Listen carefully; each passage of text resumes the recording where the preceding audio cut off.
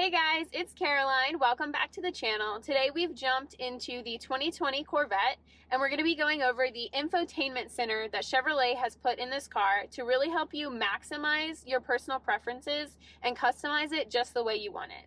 There is a ton of information on this infotainment center, so let's get started on all the good stuff.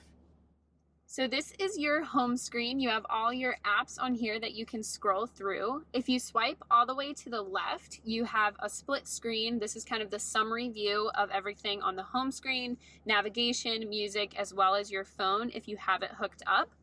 If you're going back to the home screen, you can always press the button over here as well as the home icon in the app tray.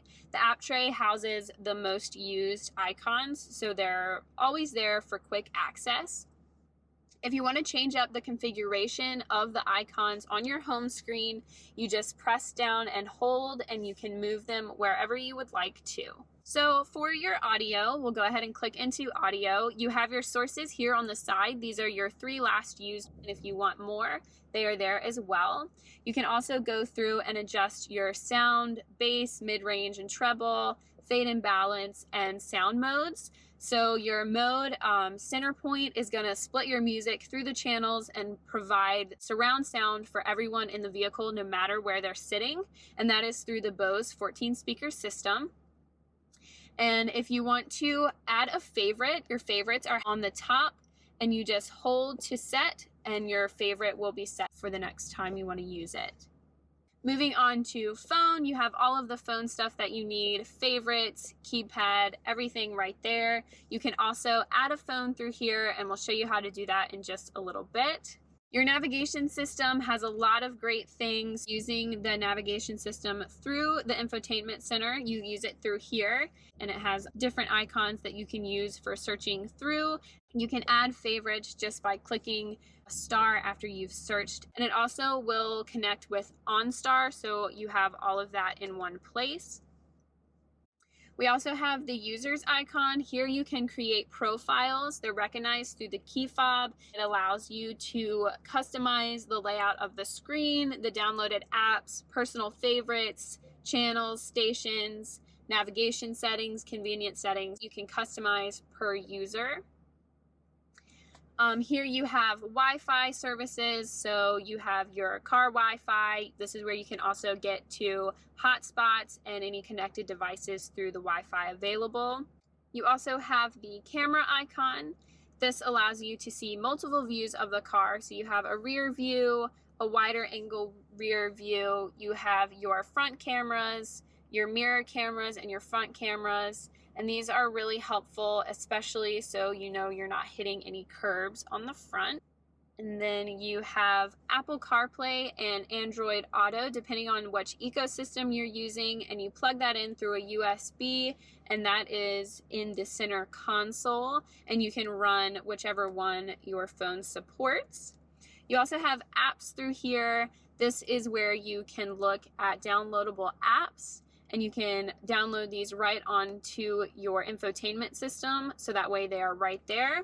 And you can go to My Apps to see which ones you have, whether they need updates, as well as the space left that is available for you to download apps.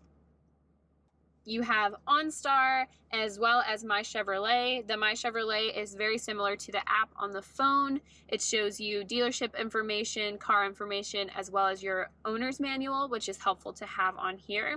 You also have a climate button if you would rather have your climate on your screen as opposed to the stack on the side. It's a little bit easier to see up here and you can adjust everything through there. PDR we're going to go over on a different video because there's a lot of information on that.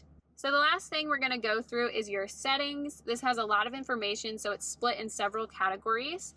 You have the classic stuff like date, time, languages, settings for your Wi-Fi. One thing to make note of is privacy, whether or not you want your location shared, and the apps that are using your location, you can change that through the privacy settings.